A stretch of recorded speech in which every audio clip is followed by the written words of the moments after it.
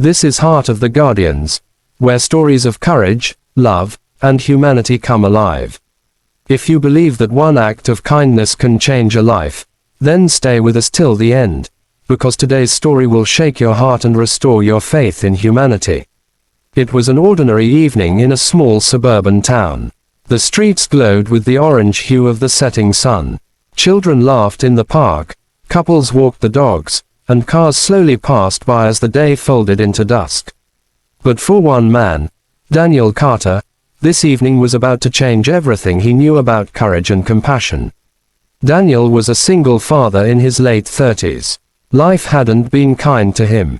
His wife, Emma, had passed away 3 years ago from a sudden illness, leaving him alone with their 7-year-old daughter, Lily. Since then, Daniel had done everything to be both mother and father, cooking breakfasts, braiding her hair before school, reading bedtime stories even when his heart was too heavy to breathe. He worked as a mechanic during the day and spent every evening picking Lily up from school. She was his world, the reason he kept going. That evening, Daniel was walking home with a small bag of groceries. Lily had stayed with a neighbor because he had to work late, and he was looking forward to tucking her into bed with her favorite story, The Little Star Who Lost Its Shine. As he walked past the empty parking lot behind the grocery store, he heard something, faint but chilling. A muffled cry, a girl's voice. At first, he thought he imagined it. He stopped, listening closely. Then he heard it again, a desperate, trembling, "Let me go." Daniel's heart froze. He turned toward the dark corner of the lot and saw movement. 2 men dragging a young girl, maybe 16 or 17, toward a van with its side door open. She was struggling, her voice breaking with fear. Daniel didn't think. He didn't plan. He just moved. He dropped the grocery bag, sprinted toward them, and shouted, "Hey! Let her go." The men froze for half a second, just long enough for Daniel to charge in. He swung with everything he had, punching the first man square in the jaw. The second tried to grab him, but Daniel shoved him back against the van and landed another punch. The girl screamed, stumbling away from the van. "Run!" Daniel shouted. "Go!" But before she could, the first man lunged at Daniel again. They fell to the ground, wrestling. Daniel's heart pounded like a drum. He wasn't a fighter. But this wasn't about fighting.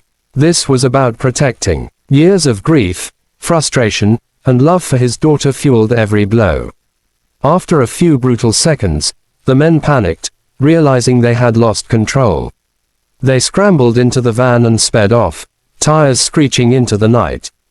Daniel stood there, breathing hard, his knuckles bleeding. The girl was crying, trembling, clutching her torn sleeve. Hey, it's okay," Daniel said softly, trying to calm his voice. "You're safe now. They're gone." She looked at him with wide, terrified eyes.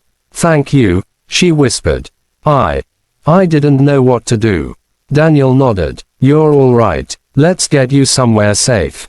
He called the police immediately, explaining everything that had happened.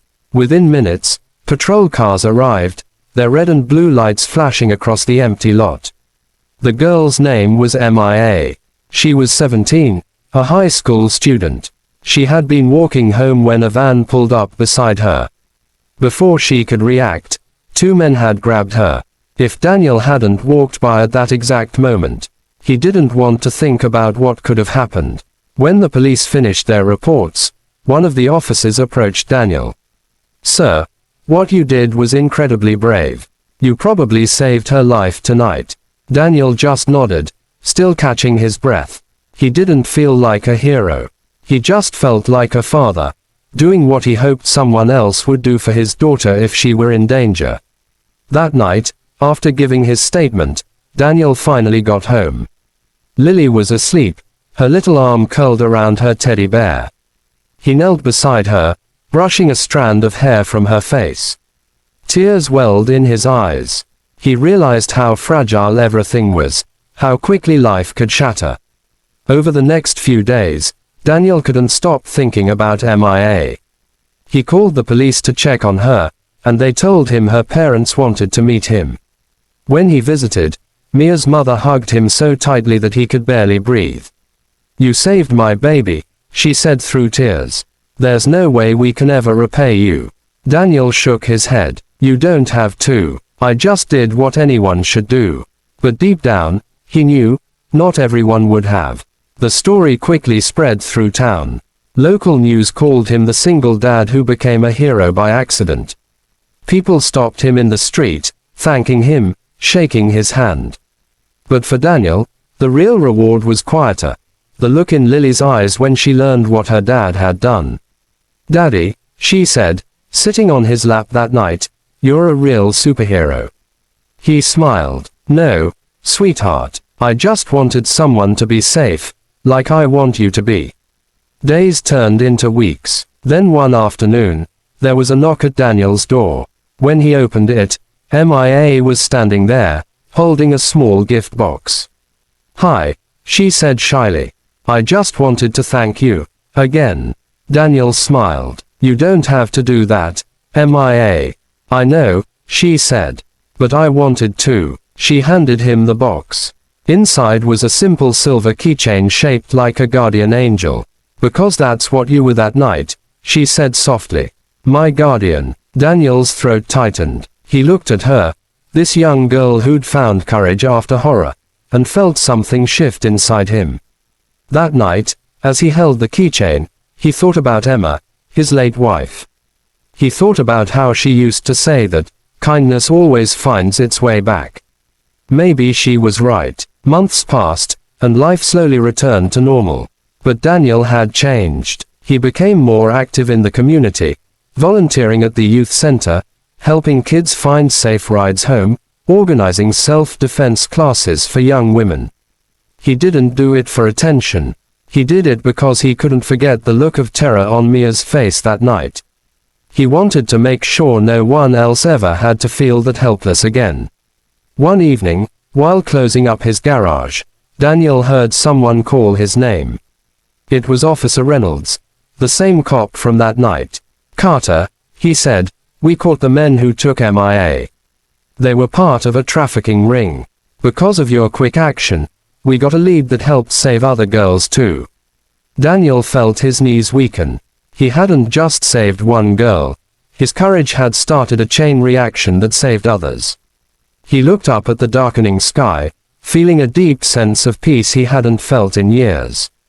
Maybe Emma had been watching after all.